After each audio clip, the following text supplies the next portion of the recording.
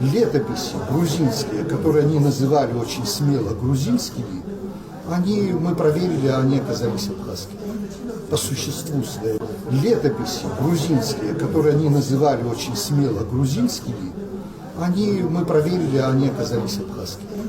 По существу своему.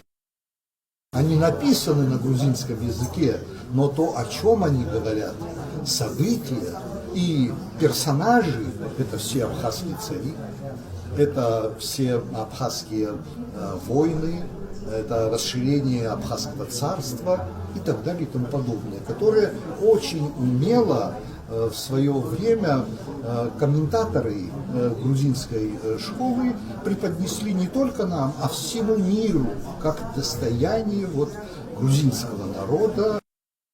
И на всем этом и выросло то, что мы уже читаем и видим в энциклопедиях и в других авторитетнейших изданиях, как грузинская культура, грузинская государственность и так далее. Сейчас начинается новая эпоха переосмысления этого всего материала. Они задались вопросом, почему в летописи Картли от начала и до конца описываются только жизнь абхазских царей, их деяния, а если что-то где-то и встречаются, например, картлийцы, только это в эпизодах и в очень небольших эпизодах.